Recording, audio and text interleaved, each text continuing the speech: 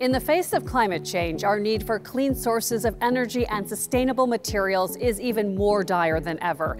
The future of the field is intrinsically linked to the future of our planet. Today on MRS TV, we'll hear from pioneers in sustainability research who are building a better tomorrow for the world as we know it. You're watching MRS TV. This is MRS TV. MRS TV starts right now.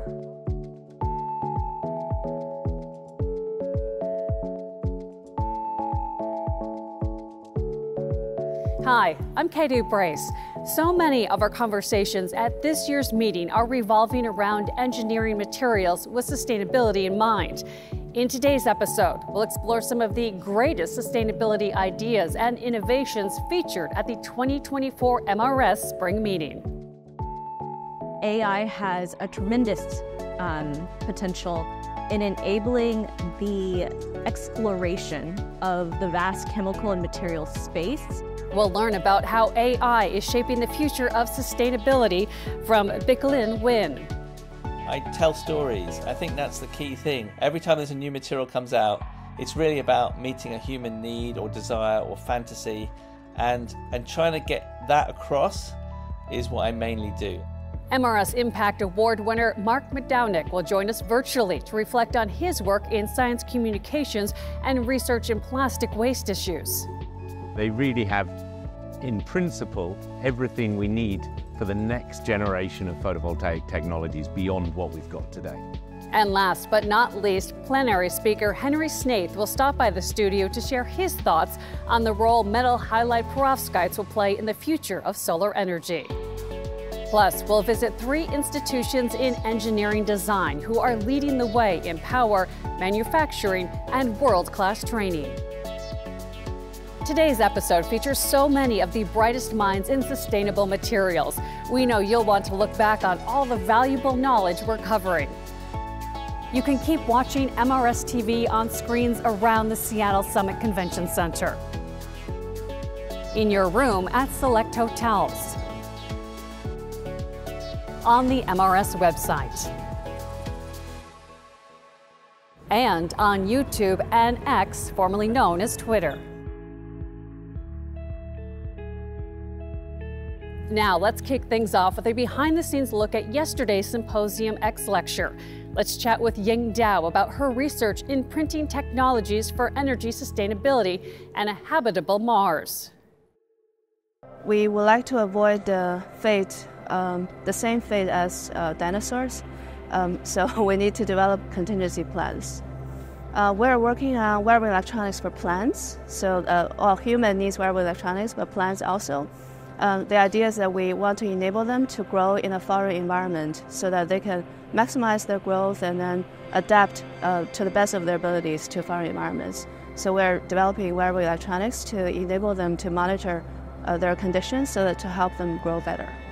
If you have watched the Martian movie, you may appreciate the importance of growing vegetables in space. So in fact, the astronauts would like to feed themselves vegetables in long-term space missions. So we're help them to monitor the plant growth autonomously without much human effort so that they can optimize their growth conditions to better grow vegetables in space. So we're working on both two-dimensional printing technologies to enable thin-film polymer printing, as well as three-dimensional direct ink write so that we can pattern the materials. And then further, we're developing autonomous AI-guided printing methods to enable us to search through a diverse, very complex parameter space highly efficiently. We are marrying assembly with printing. Basically, the idea is that when we print newspapers, we don't care about how the ink particles assemble, but when we print functional materials, how the molecules assemble would crucially decide the performance of the devices. So we're leveraging the ability of the molecules to assemble themselves with printing to enable them to assemble into highly efficient structures.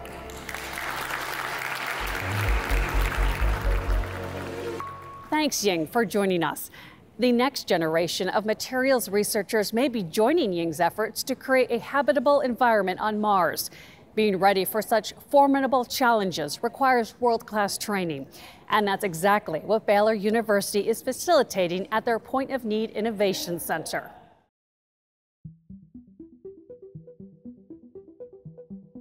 The Point of Need Innovation Center was founded in 2022, and that's the year we moved to Baylor University and established a center that really focused on a circular economy approach to helping with things like logistic trail issues after natural disasters. How can we take what we have already available and turn those into new parts through things like recycling and upcycling these components?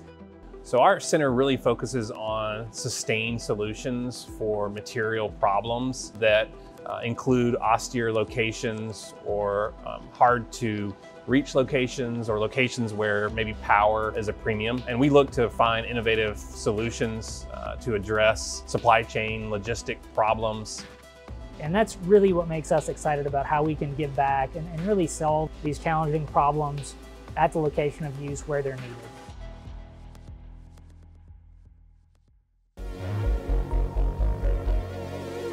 Joining me now is Mark Miodownik. He is coming to us virtually, and he is the winner of this year's Impact Award. Thanks for joining us, Mark. Thank you for inviting me. I'm sorry I can't be there in person, unfortunately, but it's great to have this opportunity to talk to everyone. Mark, you've done lots of great work amplifying material science to a broader audience. What inspired you to do this? Well, I just love materials. It's kind of as simple as that. I've always loved them. And in the last 100 years, material science has kind of delivered this incredible bounty. And I just wanted people to understand how significant that is and how incredible materials are in their lives. One example of this work is your book, Stuff Matters. How were you able to make complex concepts so accessible in your writing? Well, I'm not sure. Well, I try.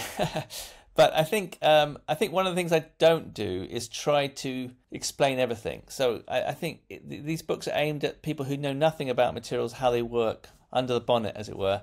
And so I tell stories. I think that's the key thing. Every time there's a new material comes out, it's really about meeting a human need or desire or fantasy, and trying to get that across is what I mainly do. And then stories, because people love stories, they then get interested, and then when they're interested, then you can tell them some of the technical details. In addition to making science more accessible, you've put lots of effort into solving issues around plastic waste. So tell us about the work you're doing at the Plastic Waste Innovation Hub. Yeah, well, so I've been doing lots of material science research over the years, and I give lots of talks to schools and things.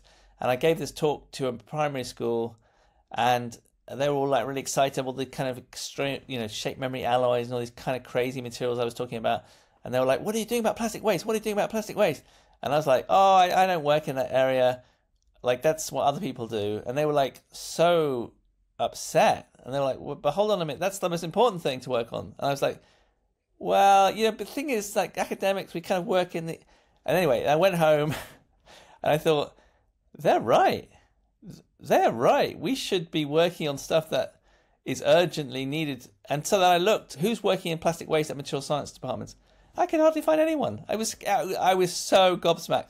So I was like, we've got to do something about this. So I started working in the area, and now work in area trying to understand how it is, of course, that we make these amazing materials, plastics. They are incredible, and then we just don't look after them. Like we don't take care of them, and they're wonderful materials. So that's up to us. Material scientists have to really sort this out.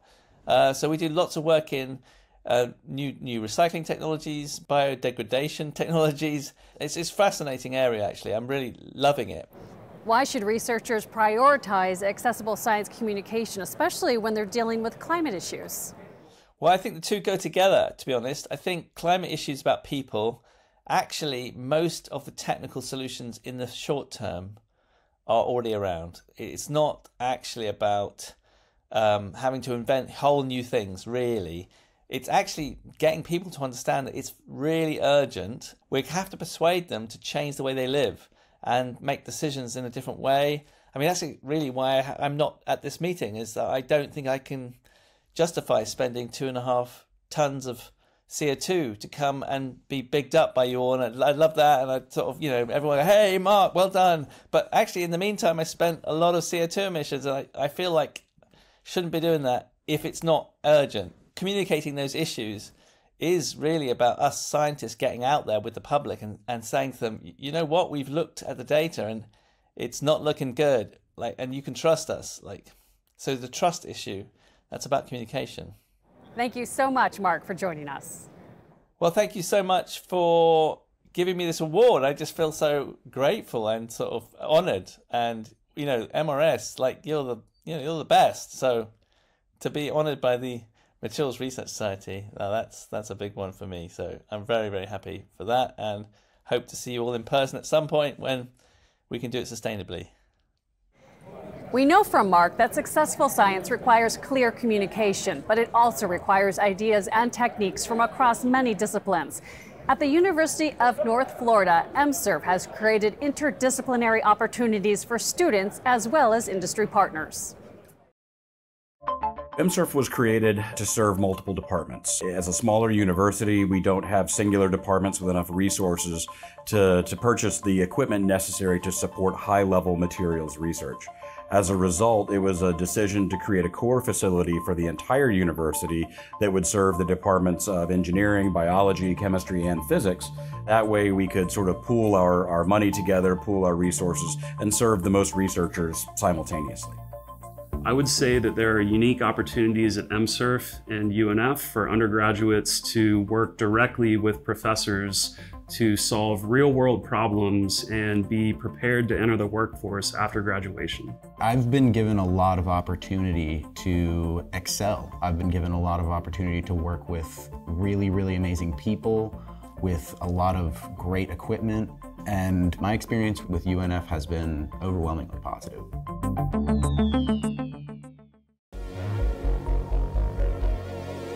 We can't wait to see you again next year in Seattle. Make sure you join us again April 7th through the 11th for our 2025 MRS Spring Meeting and Exhibit. We're excited to announce future spring meeting locations, including our return to beautiful Honolulu, Hawaii for meetings in 2026, 2028, and 2030. And back here to Seattle in 2027 and 2029. Mark your calendars now. We can't wait to see you. MRS Advances is an archival, peer-reviewed journal reporting snapshots of work in progress on key materials topics identified by leading-edge MRS meeting programming. This journal provides a globally recognized platform for the rapid publication of important, emerging materials research results of interest to the interdisciplinary areas represented by MRS. Don't delay.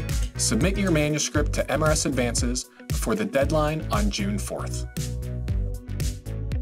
MRS Energy and Sustainability addresses broad perspectives in energy and sustainability as they relate to the impact of materials research on society. We're proud to announce our next editor-in-chief, Nick Chala, and extend our heartfelt thanks to Shirley Meng for her invaluable contributions and service. For more information on the journal, visit mrs.org/Energy Sustainability Journal. Don't miss the 2024 Spring Virtual Meeting. Enjoy a full suite of live and on-demand talks from May 7th to May 9th. Tune in to live virtual presentations featuring fresh content and Seattle highlights. Connect with peers and access on-demand content from select symposia. The on-demand content will be available for viewing in the virtual platform until June 15th. MRS Presents offers these upcoming webinars in May. Green cards for scientific researchers on May 14th, followed by an MRS Bulletin webinar on materials for hydrogen production, storage, and conversion on the 15th. On the 23rd, join us for an MRS tutorial preview session on experiment and simulation methods in 4D STEM. In June, MRS and ASM International will jointly present a webinar on additive manufacturing on the 12th, followed by an MRS Bulletin session on phase field method and its applications on the 19th. Register today by visiting mrs.org/MRS Presents.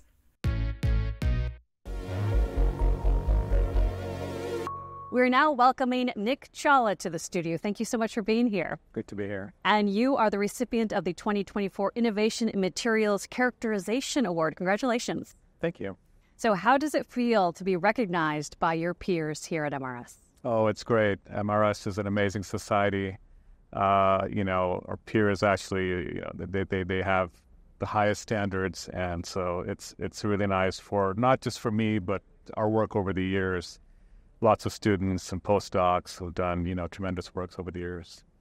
So what do you find exciting about studying microstructures under an external stimulus as a function of time? Yeah, so we're really talking about using X-ray techniques both at the lab and at the synchrotron scale, looking at microstructures in 3 dimensions. And when you add the time component to this, it's almost like watching the weather affect something or applying a stimulus to a material and seeing how it changes. And the beauty of it is that we've been able to answer some questions that have daunted scientists and researchers for over 50 years, 100 years, because we just didn't have the tools. And now we have all these amazing tools to understand how materials behave under a variety of different conditions. So can you describe some of those tools and techniques that you're being able to use to discover this? Right. So recently, we've been looking primarily at lab-scale X-ray tomography. So imagine something that you might have in a hospital, but much, much higher resolution, much higher fidelity. We can do experiments in the lab over time. You can also use X-ray facilities at the synchrotron, at the national labs. So at the lab scale, if you want to look at things like corrosion or things that take longer time for the material behavior, material microstructure to change, that's ideal. You have more control. At the synchrotron, we write proposals. We get access every 6 months or so. Experiments we probably want to do in about 3 or 4 days. So what are some of the applications to your work? Well, it's wide-reaching, and that's the beauty of why we have so much fun with this. So we have work, for example, with Adidas, where we're looking at the foams in the soles of the shoes, and how does the foam change as the runner steps on it, as they're running through a marathon? How can we engineer the cell structure to make it more comfortable and more durable? On the semiconductor side, there's big interest with the CHIPS Act and so on. We're trying to understand how defects change the performance of microelectronics. And a third example I would give is in, say, coffee beans. So I know, like you, I like to have my coffee early in the morning. So we're looking at, for example, how beans, the porous structure of the beans changes during roasting, for example. And that porous structure affects how much of the water goes through the coffee and how flavorful that coffee is going to be. So tomography is helping us answer a lot of very practical questions. I'm finding that I'm very supportive of your work. Thank you. Well, Nick Chala, thank you so much for joining us. We appreciate it. Thank you. Appreciate you having me. Joining me now is Bichlien Nguyen. She is a principal researcher at Microsoft. Thank you so much for being here. Thank you for having me. So you are the organizer of the Materials Needs for Energy Sustainability by 2050 panel. This is a recurring session that we see at the MRS meeting. Why did you decide to incorporate this AI theme into the panel? So, as you all know, in the past year or two, AI has seen an explosion in growth, and it's been really impactful from the way that ChatGPT, OpenAI, and other large language models themselves have made inroads into improving productivity, improving workplace development. And so we see, and we're seeing it now in the rest of MRS, a lot of focus on how AI can improve materials design. And so I see a huge need to mention to the community that AI is happening. Materials design still needs to have a focus on sustainability. And so how do we bridge those two parts together? So what research areas and sectors do you see potential for AI to help develop sustainable materials? Yes. So I see right now AI has a tremendous potential in enabling the exploration of the vast chemical and material space that can be used for developing materials that relate to energy needs. So, example, new batteries, new electrolytes, technologies that will enable us to do carbon capture, catalysis, so that we can convert, the CO2 that we capture into these new high-valued products. So what are some of the challenges of using AI in materials design? There are a lot of challenges. AI is a relatively, I would say, a relatively new paradigm in the materials science space. When I say paradigm, I mean it's a new tool that many people haven't quite grasped on the power and the impact that it can have. In terms of the challenges, I would say one is not many people know how to incorporate that into their research. Two is these AI models, they need data. So depending on how much data you can have, and if it's open versus closed data, and then the data quality, you might have issues with what your model outputs. So garbage in, garbage out. And I would say that a third one is that there is a difference still right now on computational predictions versus experimental verifications, and bridging that gap would be also really important. Tell everyone when and where they can see this panel. The panel will be today at 5:30 to 7:30 in Ballroom 2, Level 5. Thank you so much, Bichlien and Nguyen, for joining us today. We appreciate it. Thank you so much for having me. Joining me now is Henry Sna. He is the 2024 MRS Spring Plenary Speaker. Thank you so much for being here. Thank you very much for asking me to join you. So what is exciting about the role metal halide perovskites could play in the future of clean energy? So metal halide perovskites are a recently discovered family of material within the last 10 years that have proven to be extremely efficient in photovoltaic solar energy. They have the potential to produce much more efficiency than existing technologies and can also be manufactured very sustainably with low energy input and low environmental impact. So they really have, in principle, everything we need for the next generation of photovoltaic technologies beyond what we've got today. And these were discovered fairly recently. How have they stacked up against other PV cells in that really short amount of time?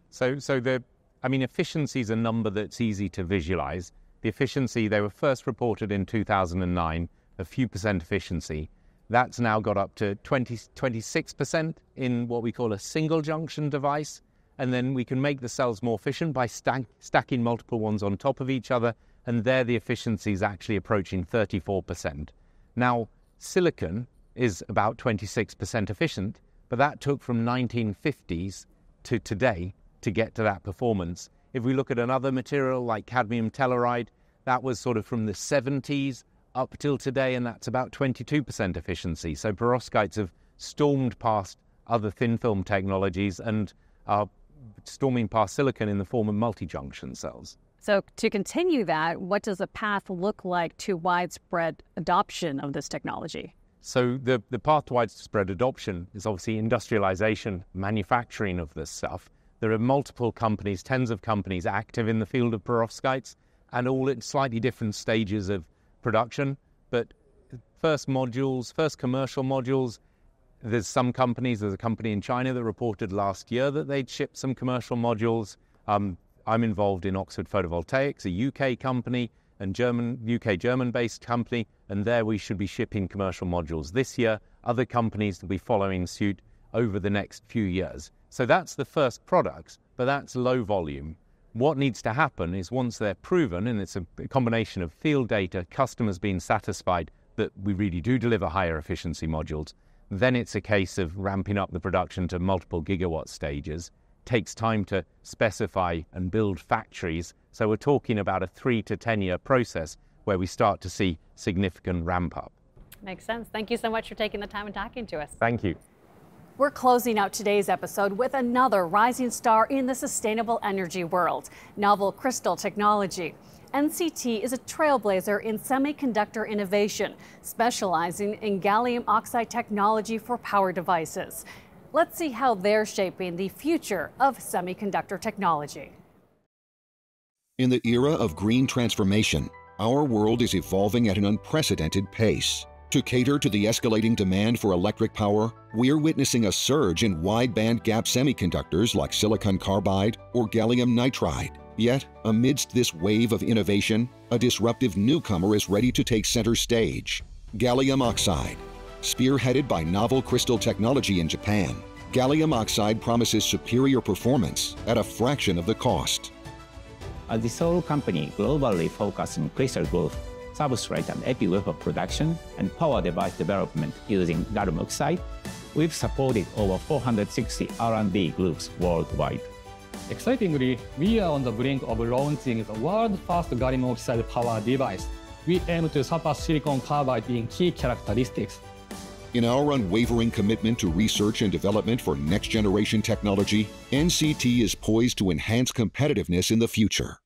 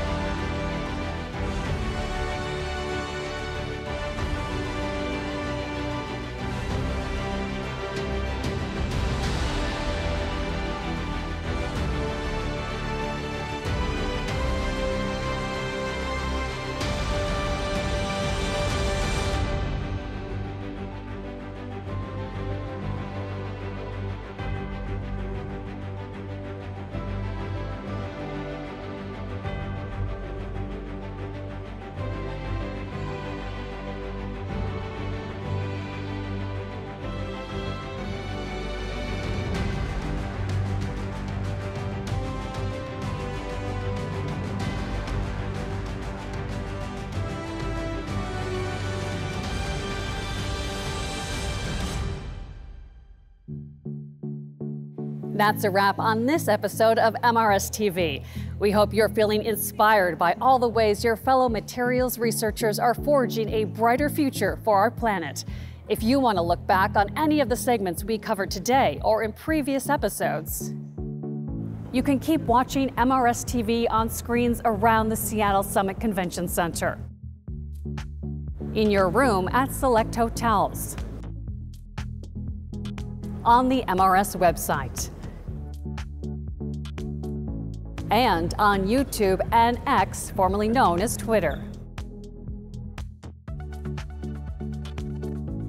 We have one last episode for you tomorrow, all about where the future of the field is headed. I'm Katie Brace, and I'll see you then.